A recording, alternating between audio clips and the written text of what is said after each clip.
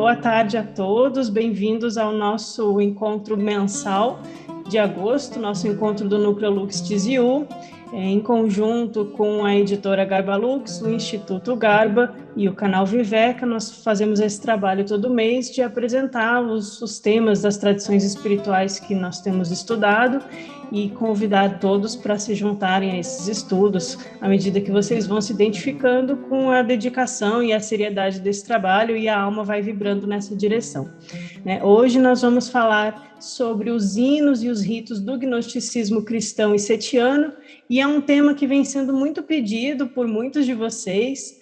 Nós falamos bastante sobre a recente publicação da editora Garba Lux, o A Gnoses de João, que trata bastante da cosmogonia, do João discípulo, de Lázaro e dos essênios, e muitos de vocês fizeram perguntas a respeito e as práticas? Como são as práticas dos gnósticos? Porque um dos livros traduzidos no Atos de João, que aparece no nosso livro da editora, A Gnoses de João, é justamente o hino de Jesus, onde há a descrição de uma prática. Então, hoje nós convidamos a Jane para coordenar esse estudo. Eu vou fazer uma pequena participação e a gente está muito contente de vocês poderem estar junto aqui conosco. Eu peço que os microfones cuidem para deixar fechado, para não atrapalhar.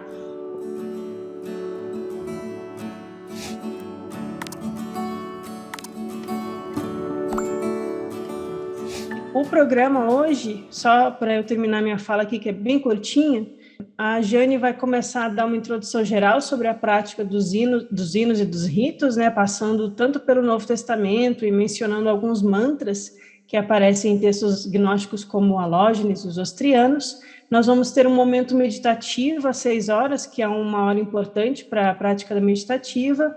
Eu vou apresentar um outro texto gnóstico, as Estelas de Sete. Então, entramos depois com o hino de Jesus, um texto do Corpus Hermético, ligado ao hermetismo, na verdade, mas é da Biblioteca de Nag Hammadi, que é o discurso sobre a oitava e a nona, e a canção nupcial da sabedoria e o hino da veste de glória, que são textos ligados ao gnosticismo da Síria, da escola de Bardesanes, que é o tema de um próximo livro que iremos lançar em breve. E junto com a Jane, os comentários e acréscimos de todos os nossos colegas de estudo.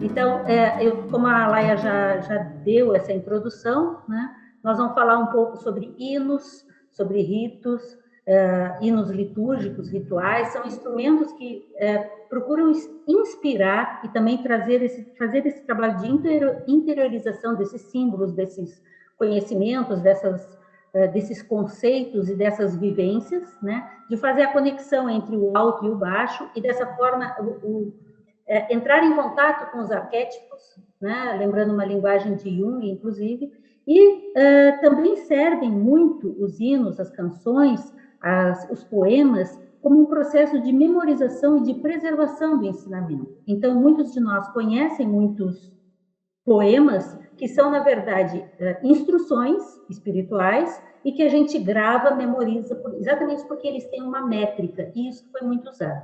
Então, ritos colocam em movimento, de forma síncrona, as forças e as energias universais e dos participantes, que estão participando daquele momento, E para isso se utilizam de símbolos e de movimentos, e a gente tem que compreender o significado disso. Por isso que é tão comum a gente ter ritos em círculo,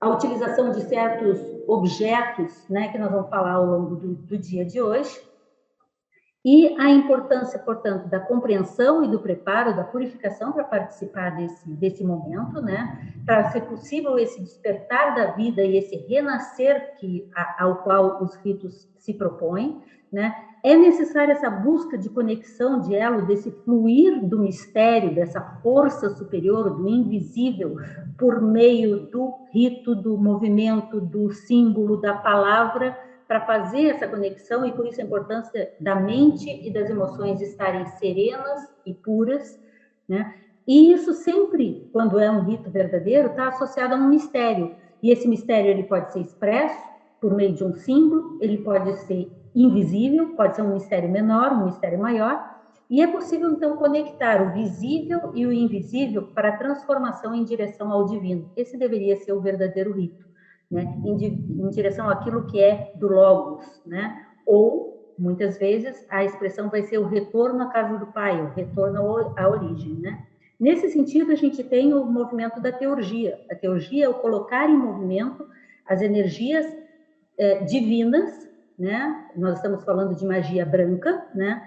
E a invocação daquilo que é divino para entrar em contato com essas almas que estejam qualificadas, que estejam purificadas, gerando assim um poder de ascensão espiritual, né? Que transcende o momento, né?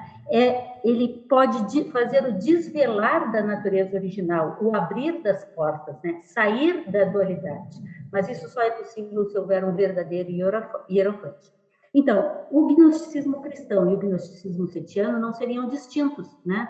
No entanto, talvez sejam bem menos conhecidos os seus ritos em função de que isso sempre foi muito apócrifo, muito reservado, muito oculto. Nós vamos estar falando de gnosticismo. O gnosticismo é baseado em gnoses. Gnoses não é mero conhecimento, não é intelectualidade. Gnoses, sim, é traduzido por conhecimento, mas no sentido da origem da palavra, né? Que é de cognoscere, estar em harmonia, em conexão com aquilo que é gnóstico, aquilo que é percebível de maneira não conceitual, intuitivamente. Então, é uma sabedoria viva, não é conhecimento intelectual, é essa compreensão que regenera, que transforma. É uma meta, a gnosis era exatamente a meta a ser alcançada por aqueles que eram chamados, então, de gnósticos, os filósofos buscadores da verdade, da luz do Logos, o Cristo vivo em cada um, né? E havia uma ênfase na busca da sintonia interior com essa gnosis cardia, a gnosis do coração, né? Lembra muito várias práticas que se referem à câmara interior, né? A palavra gnosis tem relação com a palavra dhinana, do sânscrito, né? Que se refere exatamente ao trabalho de Dhinana Yoga. E o gnosticismo cristão, vocês vão ver ao longo da nossa apresentação, vai aparecer exatamente essa questão. Ele é registrado historicamente do século I AC ao século III DC, desde o período dos essênios, com o mestre da retidão, João Batista, e outros ali, o grupo dos setianos, Jesus e os seus discípulos, a chamada Escola dos Sofitas, aí segue por Paulo, Apolônio e Clemente, Basílides, Valentino, chegando até o período de Heracleon, Teodotos e Bardesanes. E aí isso vai desembocar lá em Mani, já vai mudando a nomenclatura. Nos textos do gnosticismo está o foco central dos ensinamentos orais de Jesus. Isso praticamente não tem mais questionamento. E os mistérios de Jesus, que Jesus se refere, que ensinava os mistérios aos perfeitos, aos preparados, são apresentados numa linguagem técnica característica e que a gente encontra nos códices gnósticos, como de Askew, de Bruce e de Arckmin. Askew é Pistosofia, Bruce é os livros de Yeo e Arckmin é o Códice de Berlim. E também nos evangelhos apócrifos e textos setianos, principalmente os incluídos na biblioteca de Nag Hammadi.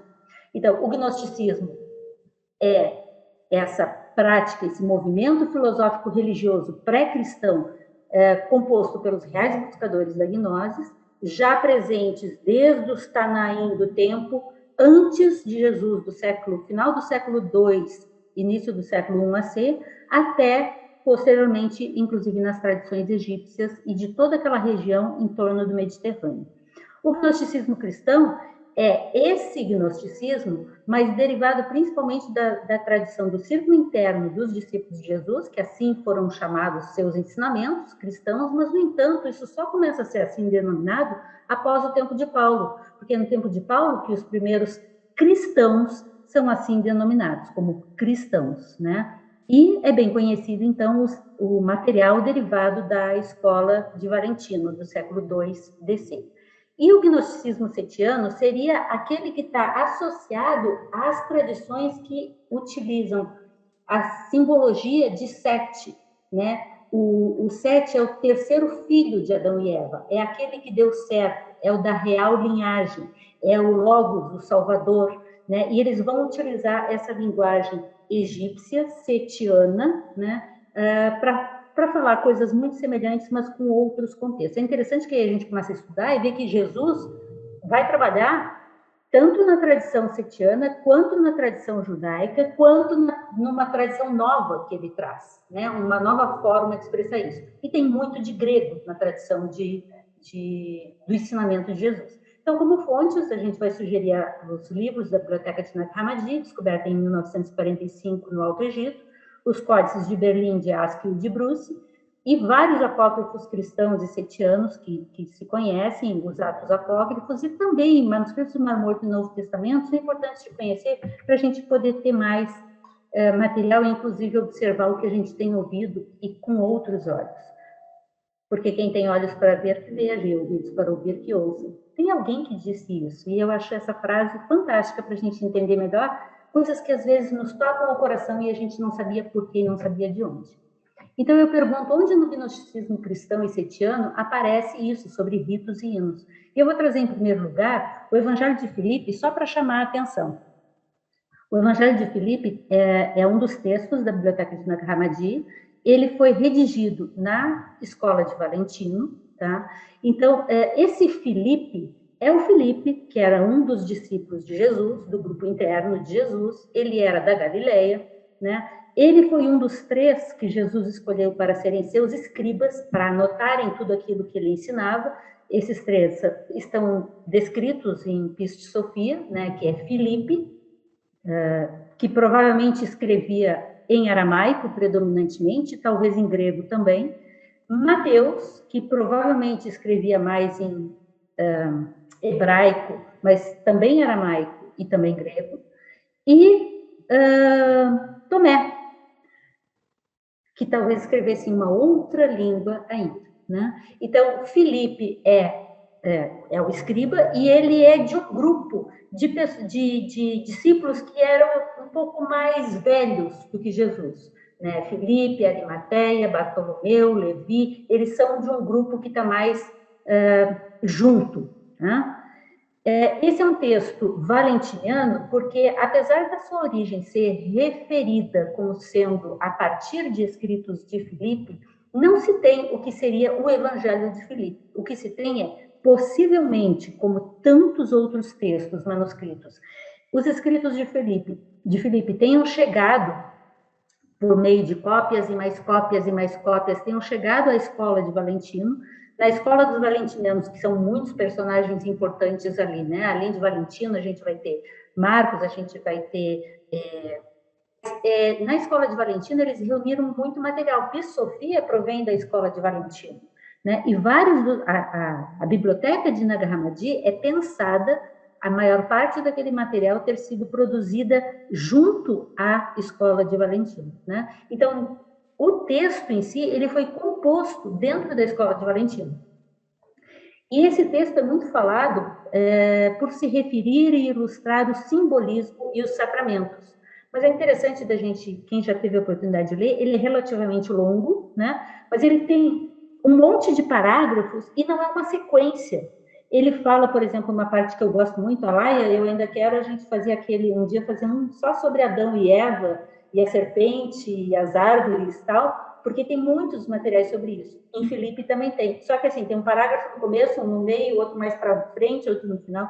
Fala muito sobre a questão, essas questões que eu botei aqui embaixo, os símbolos da água, do fogo, a água como o elemento de purificação, o fogo como o elemento também de purificação e de transformação, o beijo como sendo a transmissão oral, né? O símbolo do beijo como beijar na boca e transmitir oralmente aquele ensinamento. Isso aparece em relação a Jesus e Madalena, né? Também não me importa se eles se beijaram, né? Para mim não faz a menor diferença, mas o beijo, muito provavelmente no texto ali, está colocado como essa transmissão oral que Madalena teve a possibilidade de receber muitas. O sopro como o alento, que é capaz de despertar a alma e mostrar que isso é o seu verdadeiro centro, né? Sobre as vestes, que nós vamos falar hoje, sobre as núpcias, que nós vamos falar hoje, sobre a relação visível e invisível, tem bastante sobre a ressurreição, a importância de viver uma vida de qualidade, buscar em vida a iluminação, porque depois da morte não adianta mais, você tem que estar em vida fazendo esse trabalho. E a frase mais chamada a atenção, e aí eu estava falando tudo isso, porque a impressão que dá é que eles tinham um monte de material e deixou cair no chão tudo, e aí recolheram e puseram em qualquer ordem. Então, é um texto que, então, um dia a gente precisa colocar ele numa ordem de acordo com as temáticas que ele vai abordando, né? Ele fala sobre cada um desses sacramentos, ele vai falar sobre questões várias do simbolismo. E no verso 67, nas linhas 27 a 30, na estrofe, diz: o Senhor, se referindo a Jesus, fez tudo em um mistério, um batismo, uma crisma, uma eucaristia, uma redenção e em uma câmara nupcial. Né? Então, são os chamados 5 sacramentos, que está aí no texto de Filipe. E eu achei interessante observar que existe um texto chamado Excertos de Teodotos, um grande gnóstico, que foi o instrutor de Clemente de Alexandria. Nesse texto, é citado que o ritual de iniciação valentiniana tinha o batismo em águas, a unção com óleo, invocações teúrgicas, consagração do pão. Sabe a consagração do pão na questão da Santa Ceia? A consagração do pão é porque é consagrado aquele alimento que vai ser consumido e alimentar a alma, né? A invocação do nome, muito falado na escola valentiniana, a importância de receber o nome. Vou voltar a citar Madalena. Quando Madalena é chamada pelo seu nome, é uma forma de dizer que Jesus reconhecia nela uma iniciada. E fala também da refeição cerimonial. Então, eu trouxe algumas passagens sobre o Evangelho de Filipe que eu quero mostrar aqui para vocês, só para vocês ficarem com as palavras na memória, para vocês perceberem do que é que nós vamos falar e como isso está presente em vários textos. As passagens, assim como o Evangelho de Filipe, estão tudo misturados. Eu selecionei frases e coloquei em parágrafos. E eu vou somente ler. Entra em teu quarto, ou câmara, fecha a porta e ora a teu Pai que está oculto. É igualzinho o Pai Nosso. Os mistérios da verdade são revelados em tipo e imagem, mas o quarto é oculto. Isto é o sagrado do sagrado. A grande região de cima abriu-nos aquelas regiões que estão abaixo, a fim de que entremos no segredo da verdade. Isso é verdadeiramente aquilo que é preciso e que é importante difundir. Vê o que ele está dizendo? Isso é importante difundir. A verdade não veio ao mundo desnuda, mas veio vestida em tipos e imagens. É simbólico. Ele não a receberá de outra maneira, salvo dessa maneira, como símbolos. Se fordes capaz de conhecer a verdade vos fará livres. Isso também está em João. Quem possui a gnose da verdade é livre, mas aquele que é livre não peca, não erra o alvo, pois quem peca é escravo do pecado, não sabe o que está fazendo.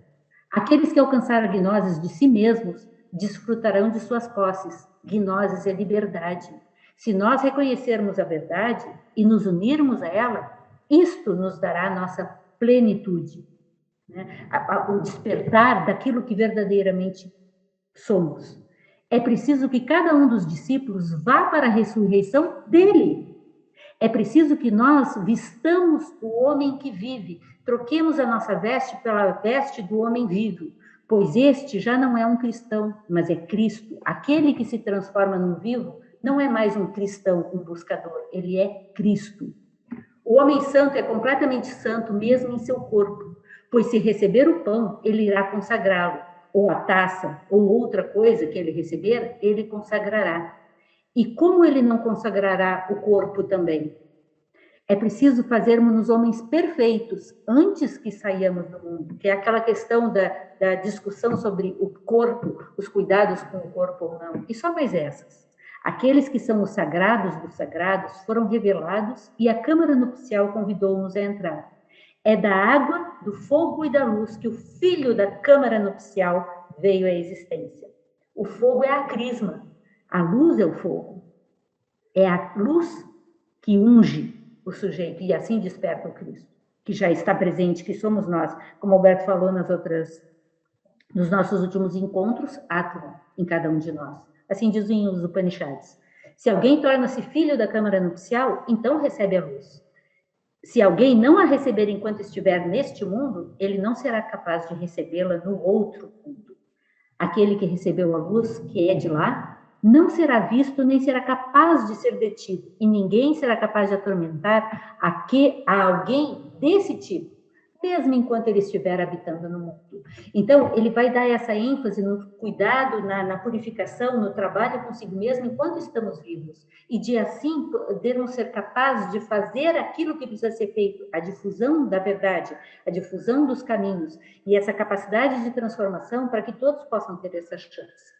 E para dar uma ideia, eu trouxe um pequeno texto que está na Biblioteca de Nag Hammadi, no Códice 6, nas páginas 63 e 64, que é chamada de Antiga Prece ou Cantiga Cristã Gnóstica Setiana. É uma oração de caráter gnóstico, bem conhecida aparentemente por lá, porque ela aparece em vários outros manuscritos, como nesse grego, Papyrus Bunaut, ela aparece no Asclepius copto, que está na Nag Hammadi, entre o discurso da oitava e da nona, que a gente vai apresentar hoje, o Asclepius, e também aparece no Asclepius latino, em latim, associada essa prece no Asclepius. Reflete a existência dessa linguagem teúrgica, que parece ter sido construída com muito cuidado por alguém que alcançou a gnose divina. Inclui um ritual no final do abraço ou do beijo, depende da tradução, e uma refeição cerimonial. E admite-se que ela seja bastante antiga. E no final dessa pequena canção, o copista diz: copiei isto de um discurso dele, referindo que haviam vários outros discursos de onde ele copiava. E aí eu selecionei algumas passagens. Damos graças a ti, cada alma e coração a ti é erguido, ó nome imperturbável, honrado com o nome Deus e louvado com o nome Pai, pois para todos se estendem a bondade, o afeto e o amor paterno, e um ensinamento doce e suave, concedendo-nos o intelecto, a fala e a gnosis. Intelecto, de forma que possamos compreendê-lo. Fala, de forma que possamos expor a seu respeito. E gnosis, de maneira que possamos conhecê-lo interiormente, de fato. Nos regozijamos por termos sido iluminados por tua gnosis. É uma canção de ação de graças, né? Nos alegramos porque mostrastes a ti mesmo a nós. Regozijamo-nos porque enquanto estávamos no corpo, tu nos fizeste divino através de tua gnosis. A ação de graças daquele que alcança a ti é apenas uma coisa, que nós te conheçamos. Nós te conhecemos à luz da mente. Vida da vida, nós conhecemos a ti. Útero de cada criatura, nós te conhecemos. Ventre prenhe com a natureza do Pai, nós conhecemos a ti. Permanência eterna do Pai gerador, assim temos louvado tua bondade. Há algo que queremos pedir-te, que sejamos preservados na gnosis, e há uma proteção que desejamos, que não hesitemos neste modo de vida. Eu acho tão bacana essa parte, porque não está pedindo alguma coisa, como muitas das orações erroneamente são feitas, e não está pedindo para proteger alguém ou alguma coisa, mas proteger a nossa víria, a nossa determinação em nos mantermos neste modo de vida, em ser preservados nessa gnose. E após dizerem essas coisas, em sua prece, abraçaram-se uns aos outros e foram comer o seu alimento sagrado, o qual não continha sangue. Toda essa turma é vegetariana, isso é claro. E mantras, vejam bem, eu só vou mostrar textos ostrianos, que aliás é de um grupo, às vezes chamado gnóstico, que é aquele a quem, a Laia sabe muito bem disso, Plotino critica. Critica alguns ensinamentos como eles fazem. Nesse grupo, e esse texto, Os Ostrianos, é o maior texto da Biblioteca de Nag Hammadi. Eu já o traduzi, ele tem 30 páginas, ele é bastante extenso, e tem muito de Aoi, tu és o espírito, o silêncio do silêncio. E depois se refere aos habitantes e às luzes que estão nos eons e volta a fazer entoações. Zoe, Zeo, Zozi, eu não sei como é que cantava isso. Eu. Então, tem um desses textos. E olha esse, Evangelho dos Egípcios, um texto belíssimo, a gente pretende um dia publicar, eu já fiz um bom estudo dele, e tem uma passagem enorme, que é puro mantra, ou não é? Em verdade, realmente, ó Ieceus Matareus e Ieceduqueus, é um título para Jesus, Ó água viva, ó criança da criança, e aí segue, e também, no Halógenos, também a gente tem esse tipo de referência. Então, para terminar, eu quero só dar um exemplo para vocês e nós vamos parar para fazer o nosso momento meditativo. O início da parte 5 do livro de Sofia, a tradução, uma das traduções que a gente tem ao português, das melhores traduções ao português, é a que o Raul Branco fez, tá? Então, a parte 5, são 6 livros, Piste-Sofia é o livro que compõe o Códice de Haskell, né? E a parte 5 inicia com claramente um rito sendo ordenado, organizado, dirigido por Jesus. Jesus é o hierofante. Isso tudo são traduções, né?